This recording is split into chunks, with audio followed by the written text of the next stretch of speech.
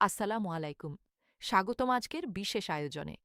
দীর্ঘ ১১ বছরের অপেক্ষার অবসান ঘটিয়ে এবার সত্যিই আলোর মুখ দেখতে চলেছে বাংলাদেশের ইতিহাসের নবম জাতীয় পে স্কেল।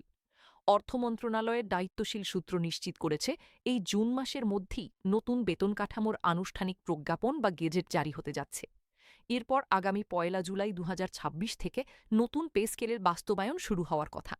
কিন্তু প্রশ্ন এখন একটাই, এই পে স্কেল কি ৩ ধাপে বাস্তবায়ন হবে, নাকি প্রথম ধাপেই শতভাগ বেসিক পাবেন সরকারি কর্মচারীরা? আর পেনশনভোগীরা কি পাবেন? এই সব প্রশ্নের উত্তর নিয়েই আজকের বিস্তারিত প্রতিবেদন। বাংলাদেশে সর্বশেষ পে স্কেল কার্যকর হয়েছিল ২০১৫ সালে। সেটি ছিল অষ্টম জাতীয় পে স্কেল। সেই থেকে টানা ১১ বছর ধরে একই বেতন কাঠামোয় চাকরি করে আসছেন দেশের প্রায় ১৪ লক্ষ সরকারি কর্মকর্তা-কর্মচারী। এই দীর্ঘ ১১ বছরে মূল্যস্ফীতি, জিনিসপত্রের দাম, বাড়ি ভাড়া সবকিছু বেড়েছে কয়েকগুণ, কিন্তু বেতন রয়ে গেছে আগের মতোই। এই কষ্টের মধ্যে কিছুটা সুবিধা দেওয়া হয়েছিল বিশেষ ইনক্রিমেন্টের মাধ্যমে।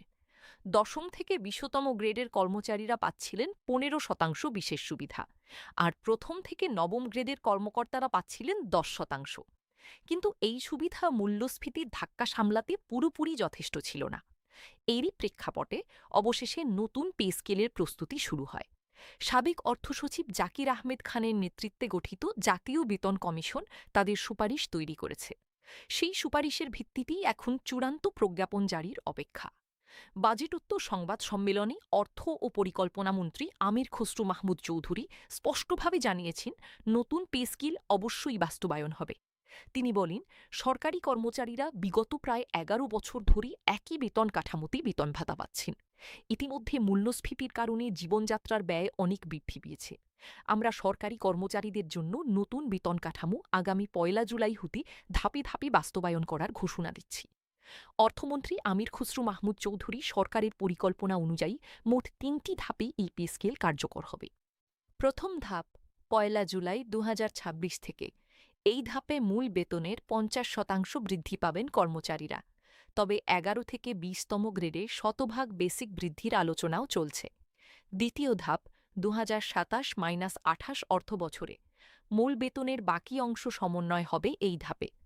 তৃতীয় ধাপ ২০২৮-২৯ অর্থবছরে।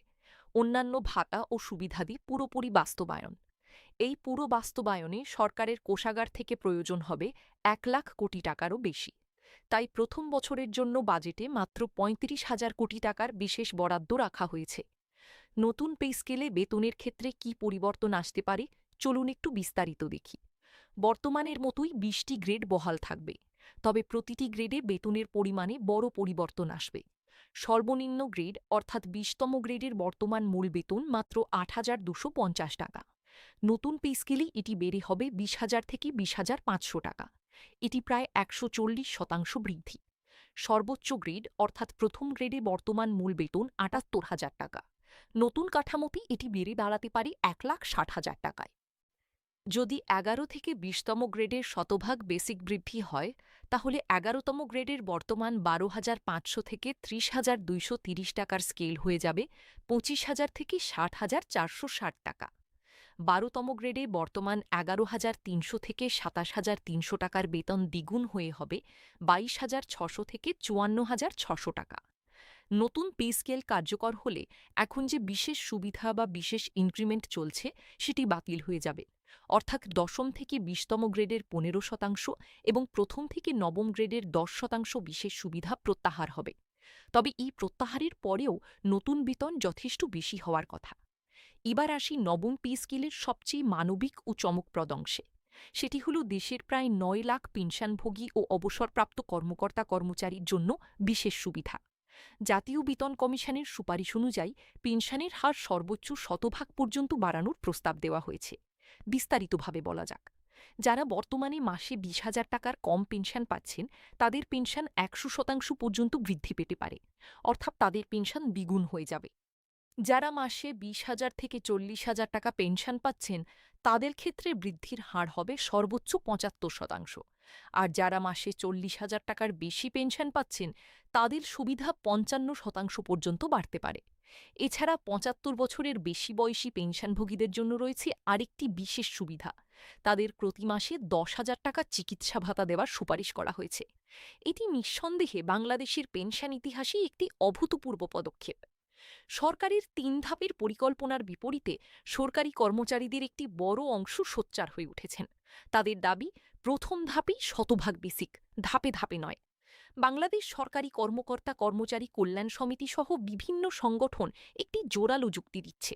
তারা বলছেন, প্রথমত, সাধারণত একটি পে স্কেলের সুফল কর্মচারীরা ভোগ করেন মাত্র ৫ বছর।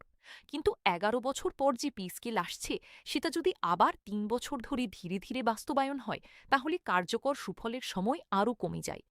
দ্বিতীয়ত, ৩ বছর ধরে ধাপে ধাপে বাস্তবায়ন হলে অসাধু ব্যবসায়ীরা প্রতিবার নতুন ধাপকে অজুহাত বানিয়ে দ্রব্যমূল্য বাড়িয়ে দেওয়ার সুযোগ পাবে।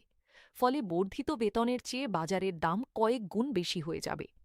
তৃতীয়ত, ১৫% বিশেষ সুবিধা প্রত্যাহার করে মাত্র ৫০% বেসিক বৃদ্ধি দিলে নিম্ন গ্রেডের কর্মচারীদের হাতে আসলে যে টাকা বাড়বে, তা দিয়ে বর্তমান বাজারে ১ সপ্তাহের সংসার চালানো কঠিন। তাদের বিকল্প প্রস্তাব হল, প্রথম ধাপেই শতভাগ মূল বেতন দেওয়া হোক, সেখান থেকে বর্তমান ১৫% বিশেষ ভাতা সমন্বয় করা হোক। পরবর্তী ২ ধাপে বাড়ি ভাড়া, চিকিৎসা ও যাতায়াত ভাতা সমন্বয় করা হোক। এতে রাষ্ট্রের উপর এককালীন চাপও পড়বে না, কর্মচারীরাও ন্যায্য পাওনা পাবেন। অর্থনীতিবিদরা বলছেন, নতুন পে স্কেল বাস্তবায়িত হলে বাজারে ভোগ ব্যয় ও অর্থনৈতিক কর্মকাণ্ডে ইতিবাচক প্রভাব পড়বে। মানুষের হাতে বেশি টাকা আসলে বাজারে চাহিদা বাড়ে, উৎপাদন বাড়ে, কর্মসংস্থান বাড়ে।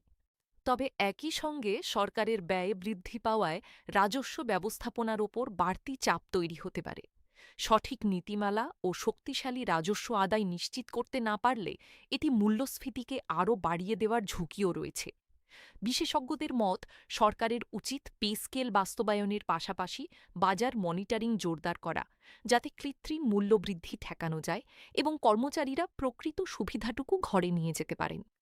লক্ষ লক্ষ সরকারি কর্মকর্তা কর্মচারী ও তাদের পরিবার এখন অপেক্ষায় সেই প্রজ্ঞাপনটির জন্য, যেটি হয়তো আর মাত্র কয়েকদিনের অপেক্ষা। সরকার কতটুকু দেবে, কিভাবে দেবে, সেটাই এখন সবচেয়ে বড় প্রশ্ন। আমরা এই বিষয়ে যে কোনো নতুন খবর আসামাত্র আপনাদের সামনে নিয়ে আসব। আজকের এই প্রতিবেদনের জন্য আমাদের সাথে থাকার জন্য ধন্যবাদ।